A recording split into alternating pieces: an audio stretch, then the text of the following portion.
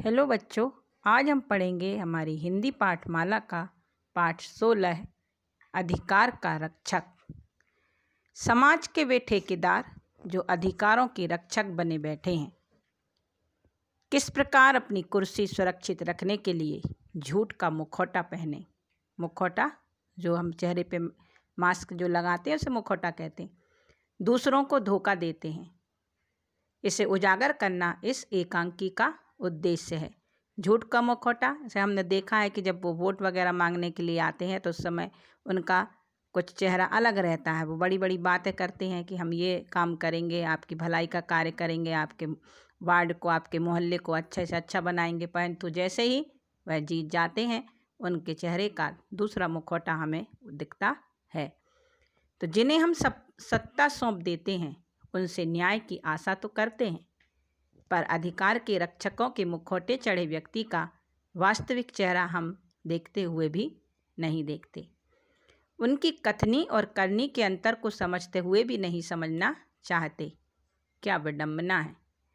इसमें एक और मध्यम वर्गीय जीवन की वेदना, मन की पीड़ा है, तो दूसरी ओर हास्य व्यंग्य का रस भी है। यह पाठ करारा व्यंग्य है ऐसे सत्ताधारी प्रशासक वर्ग पर जिन्हें गरीबों की दुर्दशा एवं दयनीय स्थिति से कुछ लेना देना नहीं होता। वे तो बस ऊपर ऊपर से दिखावा करके जीतना चाहते हैं। इस पाठ के जो एकांकी है इसके पात्र हैं सेठ जी, प्रांतीय असेंबली के उम्मीदवार, बलराम, सेठ साहब का छोटा बच्चा, राम लखन, सेठ जी का नौकर, अन्य संपादक कॉलेज के 2 लड़के, भगवती रसोइया, श्रीमती सेठ, सेठ जी की पत्नी, रामदेई सफाई करने वाली। समय है प्रातःकाल का और स्थान है सेठ साहब का ड्राइंग रूम। टेलीफोन की घंटी बजती है। सेठ जी समाचार पत्र फेंकते हुए, हेलो हेलो, जी हाँ आप, अच्छा हाँ तो मंत्री जी कहिए कल का जलसा कैसा रहा। अच्छा, आपके भाषण के बाद सभी दलित मेरे पक्ष में वोट देने को तैयार हो गए हैं। आपने भी खूब कही। मैंने तो अपना सारा जीवन दलितों और गरीबों को ऊपर उठाने में लगा दिया है। अब बच्चों को ही लीजिए, हमारे घरों में उनकी क्या दशा है। उनका लालन पालन शिक्षा सब कितनी पुरानी पद्धति का है। बात बात पर डांट फटकार, सब डरपोक और दब्बू बनकर रह जाते हैं। उन्हें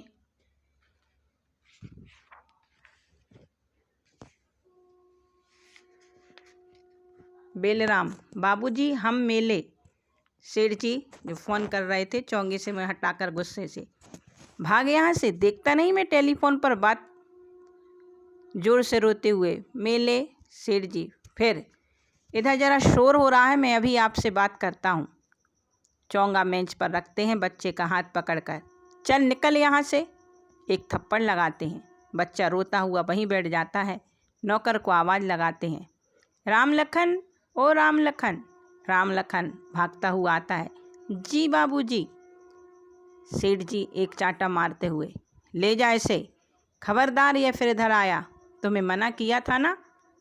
चौंगा उठाकर, हेलो, अच्छा अभी आप हैं। तो मैं कह रहा था कि पूरे प्रांत में मैं ही ऐसा व्यक्ति हूँ जिसने पाठशालाओं में शारीरिक दंड तत्काल बंद करने पर जोर दिया है। घर के नौकरों को ही ले लें, उन पर कितना अत्याचार किया जाता है। राम लखन, बाबूजी सफाई। सेठ जी गुस्से से, ठहर मूर्ख। नहीं नहीं, मैं नौकर से खिसियानी हंसी हंसते हुए कहते हैं, हाँ तो आप घोषणा करवा दें। जी हाँ, मैं कल अवश्य जलसे में आऊँगा। क्या करूँ, अवकाश ही नहीं मिलता। हंसते हुए, ही, अच्छा नमस्कार। भगवती, जय राम जी की बाबूजी, हमारा हिसाब कर दो। सेठ जी लापरवाही से, आजकल चुनाव चल रहे हैं, कुछ दिन रुक जाओ। भगवती, और कितना रुकूं, बच्चों को कहाँ से खिलाऊं, बीमार बीवी की दवा। सेठ जी, लो 2 रुपये फेंकते हुए, और भागो यहाँ से। भगवती, मैं तो आज पूरा पैसा लेकर ही जाऊंगा। सेठ जी गुस्से से, भाग यहाँ से, नहीं तो अभी चोरी के अपराध में जेल भिजवा दूंगा। भगवती, हाँ हाँ यही तो करेंगे, खुद तो चंदे के नाम पर इकट्ठा किया धन हजम किए बैठे हैं और सेठ जी भगवती को पीटते हुए बाहर धकेलते हुए, निकल यहाँ से। सेठ जी अपने आप से, मेरा वक्तव्य कितना जोरदार था, छात्रों में हलचल मच जाएगी।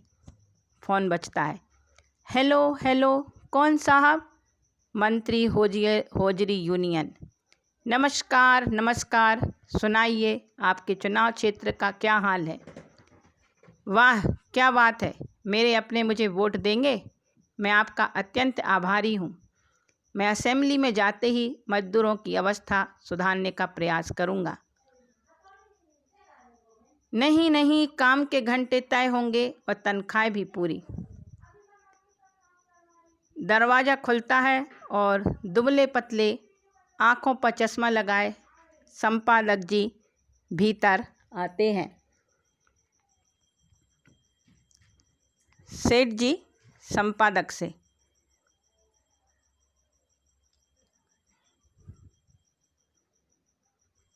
सेठ जी संपादक से, बैठिए टेलीफोन पर। हमारे संपादक जी आए हैं। अच्छा, तो संध्या को आपकी सभा हो रही है? मैं आने की कोशिश करूँगा। और कुछ? अच्छा नमस्कार, चोंगा रखा संपादक से, कहिए। संपादक, मैं सेठ जी। हाँ हाँ, पहले आप ही कहिए। संपादक होठों पर जीभ फेरते हुए, बात यह है कि मेरी आंखें बहुत ख़राब हो रही हैं। रात को रोज़ 2-3 बज जाते हैं। इतना काम। सेठ जी, तो काम जल्दी निपटा लिया करो। संपादक, मैं आपसे पहले ही निवेदन कर चुका हूँ कि आप एक सहायक संपादक का प्रबंध कर दें। दिन को वह आ जाएगा, रात को मैं। सेठ, असंभव, बिल्कुल असंभव। काम तो आपको ही संभालना होगा। हाँ, 5 रुपये तनख्वाह बढ़ा दूंगा। संपादक, मेरा स्वास्थ्य इजाज़त नहीं देता। इजाज़त मतलब अनुमति नहीं देना। सेठ क्रोध से, आप काम छोड़ना चाहें तो छोड़ दें, 1 नहीं 10 आदमी मिलेंगे, बेकारी। राम लखन भीतर आता है। बाहर 2 लड़के आपसे मिलना चाहते हैं। सेठ, जाओ बुला लाओ। संपादक से, आज के समाचार पत्र में मेरा जो वक्तव्य प्रकाशित हुआ है, वक्तव्य मतलब कथन, उसका कॉलेज के लड़कों पर अच्छा प्रभाव पड़ा है। संपादक मुँह फुलाकर, अवश्य पड़ा होगा। 2 लड़कों का प्रवेश। दोनों, नमस्ते साहब। सर। सेठ, नमस्ते। आज का मेरा वक्तव्य कैसा लगा? एक लड़का, छात्रों में सब और उसी की चर्चा है, बड़ा जोश है उस सब में। हम वर्तमान प्रिंसिपल को हटाना चाहते हैं। वे बहुत अनुशासन प्रिय और कठोर स्वभाव के हैं। सेठ गिरी हुई आवाज़ में, आपकी मांग उचित है, पर इतनी जल्दी यह सब कैसे होगा? वही लड़का, हम कल से हड़ताल करेंगे। आपने छात्रों के अधिकारों का बीड़ा उठाया है, इसलिए हम आपकी सेवा में उपस्थित हुए हैं। सेठ जी अनमने भाव से, अनमने मतलब बिना मन के, मैं आपका सेवक हूँ, यह हमारे संपादक हैं। आप अपना बयान इन्हें दे दें, यह जितना उचित समझेंगे छाप देंगे। दोनों, ठीक है, हम कल संपादक जी की सेवा में उपस्थित होंगे। जाते हैं। सेठ जी, इनका बयान बिल्कुल न छापना। प्रिंसिपल हमारे कृपालु हैं और कमेटी के सदस्य हमारे मित्र। संपादक मुंह फुलाकर, जी अच्छा।